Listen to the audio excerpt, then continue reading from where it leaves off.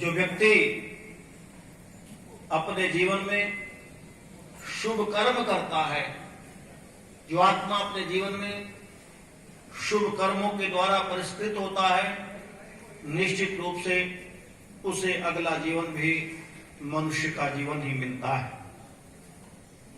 हम प्रयत्न करें उनके स्मृति दिवस पर कि हमें भी, क्योंकि कई बार हम पुण्यतिथि कहते हैं, पुण्यतिथि की अपेक्षा यदि हम स्मृति दिवस का रूप लें या इस प्रकार से बोले तो ज्यादा अच्छा होगा, क्योंकि मृत्यु नाम अंधकार का होता है और अंधकार में जीवन नहीं चलता। तो हम अपने बुजुर्गों का, अपने बड़ों का स्मृति दिवस जरूर मनाएं, चाहे वो सृष्टि की आदि में ऋषि मुनि जिनके द्वारा हमें वेद ज्ञान मिला हो रहे हों, या उनके उपरांत जैमिनी से लेकर ऋषि दयानंद और पूज्यपाद गुरुदेव ब्रह्म ऋषि कृष्णदत्त जी महाराज रहे हों, ये सब हमारे पथ प्रदर्शक रहे हैं। इनका स्मृति, इनकी स्मृति हमें जरूर करनी चाहिए और स्मृति के साथ उनके गुण कर्म स्वभाव को अपने जीवन में उतार करके अपने जीवन का कल्याण करना चाहिए। बंधुओं देवियों, यदि हम इस यज्ञ की प्रक्रिया को छोड़ देते हैं, यदि हम ईश्वर की प्रक्रिया को छोड़ देते हैं, तो वो परमात्मा भी हमको छोड़ देता है। बंधुओं, यह सामवेद का एक मंत्र है, मैं बड़े संक्षिप्त समय में थोड़ी सी बात आप लोगों से करूंगा। सामवेद का एक मंत्र कहता है कि नी त्वामग्ने मनुर्दधे। मनु कहते हैं उस मननशील मनुष्यों को, जो मनन करता है, चिंतन करता है। ऐसे चिंतन और मनन करने वाले मनुष्य को क्या कहते हैं?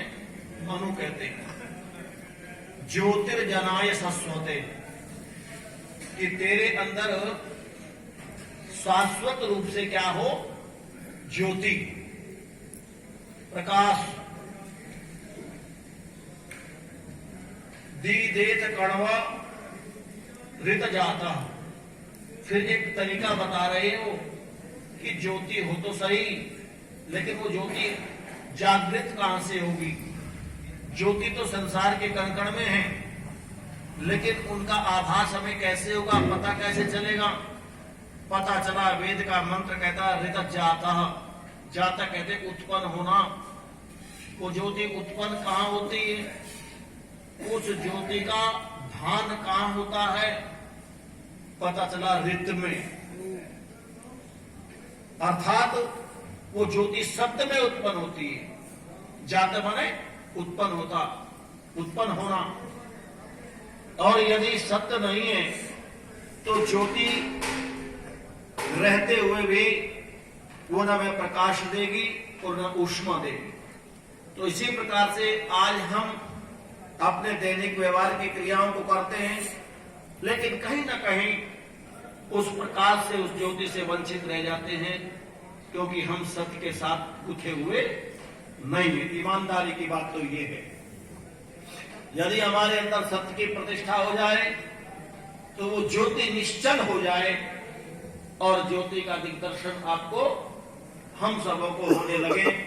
इसीलिए पहले हम ये समझ लें कि यदि परमात्मा का दर्शन करना है, ज्योति का दर्शन करना है, उस परमपिता परमात्मा की जो प्रेरणा हमारी आत्मा को हो रही है और वो प्रेरणा ठहर नहीं रही है, तो इसका मतलब हमारे जीवन में ज्योति का प्रकाश नहीं। तो उसके लिए हमें क्या करना पड़ेगा? सत्य की प्रतिष्ठा को अपने जीवन में अपनाना पड़ेगा, क्योंकि वो ज्योति उत्पन्न ही सत्य में होती है। क्योंकि मेरे परम पिता परमात्मा सत्य है, चित्त है और आनंद स्वरूप है, और ये आत्मा केवल सत्य और चित्त है। और जिस दिन उसकी ज्योति का प्रकाश इस ज्योति में समन्वित हो जाएगा, उस दिन ये आत्मा भी आनंदमय हो जाएगा। परमात्मा तो आनंद स्वरूप है और आत्मा कैसा हो जाएगा? आनंदमय हो जाएगा। जैसा एक लोहा अग्नि में जाकर के अग्निमय हो जाता है, और जब तक वो अग्नि में रहता है तो सारे गुण अग्नि के लोहे में आ जाते हैं, और जब वो अग्नि से बाहर हो जाता है तो कम से कम घंटा 2 घंटा 10 घंटे तक वो अग्नि के परमाणु उस लोहे में रहते हैं, वो गर्म रहता है। जब भी कोई व्यक्ति उसको छूता है तो उसको पता लगता है कि ये जरूर लोहा अग्नि के संपर्क में आया होगा, क्योंकि इसमें गर्मी है। हम प्रातःकाल परमात्मा से चिंतन करते हैं, संध्या करते हैं, तो सायंकालीन तक परमात्मा का गुण कर्म स्वभाव हमारे अंतःकरण में रहता, हमारी आत्मा में रहता। सायंकालीन सूर्यास्त होता है, फिर हम संध्या करते हैं, तो जितनी भी बैटरी डिस्चार्ज हुई थी ना दिन भर के व्यवहार में, सायंकालीन को जब हम संध्या करते हैं, सम्यक ध्यायते ध्यायते प्रथम यस्याम सा संध्या, भगवान का भली भांति ध्यान करते हैं, तो फिर वह ज्योति जागृत हो जाती है और रात्रि की सारी व्यवस्था ठीक से निकल जाती है। रात्रि की व्यवस्था ठीक से निकल गई, प्रातःकाल फिर ब्रह्म यज्ञ करते हैं, परमात्मा का चिंतन करते हैं, फिर जैसे लोहे को प्रातःकाल और सायंकाल अग्नि में डाल करके उसके गुणों को धारण कर लिया जाता है, इसी प्रकार व्यक्ति परमात्मा का चिंतन करता हुआ ज्योति को प्रज्वलित करके अपने आप में सुरक्षित हो जाता। मैं स्मृति दिवस पर ये प्रार्थना करना चाहूंगा, निवेदन करना चाहूंगा कि हमें निश्चित रूप से परमपिता परमात्मा की आराधना जरूर करनी चाहिए, और इस माँ के माध्यम से करनी चाहिए।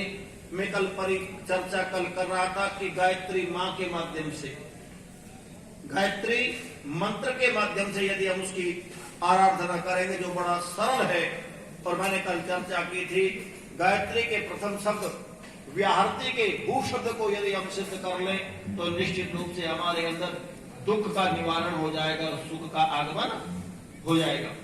उस चर्चा को मैं दोबारा प्रारंभ नहीं करूंगा, तो इसीलिए मैं आप लोगों से निवेदन करूंगा कि हम यदि परमात्मा को छोड़ देते हैं, यदि हम धर्म को छोड़ देते हैं, तो परमात्मा या धर्म कहिए वो हमको छोड़ देता है।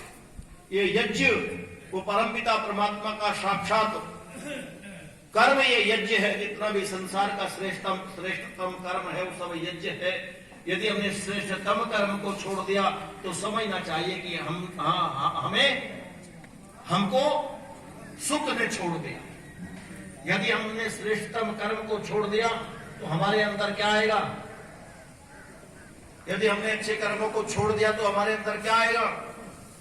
बोले दुख आएगा, क्योंकि हमने अच्छे कर्मों को छोड़ दिया। अच्छा कर्म छूटते ही सुख ने भी हमको छोड़ दिया, उस सुख ने भी हमको छोड़ दिया।